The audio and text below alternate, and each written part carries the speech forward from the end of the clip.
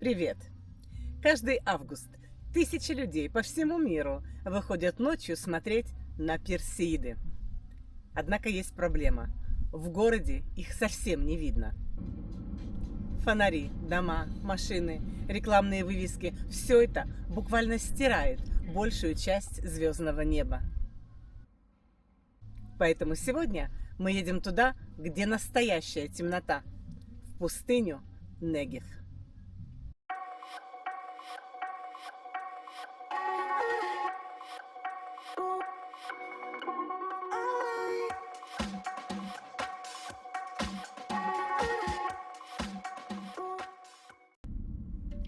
Есть вещи, ради которых совершенно не обязательно куда-то ехать.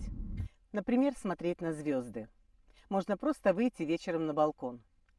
Но если хочется увидеть действительно много звезд, а заодно поймать Персеиды, приходится искать место подальше от городского света.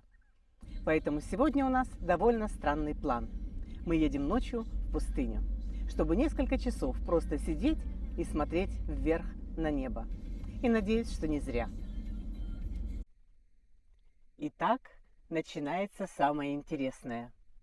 Глаза постепенно привыкают к темноте, и вдруг я понимаю, насколько много света вокруг нас обычно мешает увидеть небо. Вы знаете, возникает небольшая проблема. Когда приезжаешь смотреть на звезды в темноту, первое желание включить свет, потому что ничего не видно. А второе желание тут же его выключить, потому что мы приехали именно для того, чтобы видеть то, что находится в темноте. Вот, ради этого мы сюда приехали. Вы видите, это Млечный Путь. Сначала его едва видно, а потом глаза привыкают, и ты начинаешь замечать все больше деталей. А теперь самое главное. Персеиды – это не звезды, которые падают с неба. Сегодня Земля проходит через поток космической пыли, который оставила после себя комета Свифта-Тутля. Каждый год происходит одно и то же. Наша планета буквально врезается в этот след.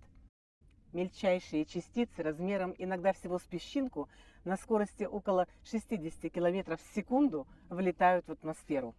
Воздух перед ними раскаляется до нескольких тысяч градусов, и мы видим яркую вспышку.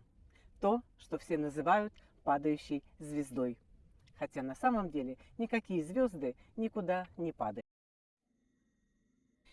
Вы знаете, есть один недостаток наблюдения за метеорами. Они совершенно не обязаны появляться именно тогда, когда ты на них смотришь. Поэтому начинается самое сложное. Ожидание. Смотришь вверх – ничего.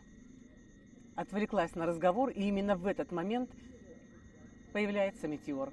Ой, Вспышка. смотри, ты видел? Класс, обалдеть! И ты понимаешь, что лучше вообще не отводить взгляд от неба.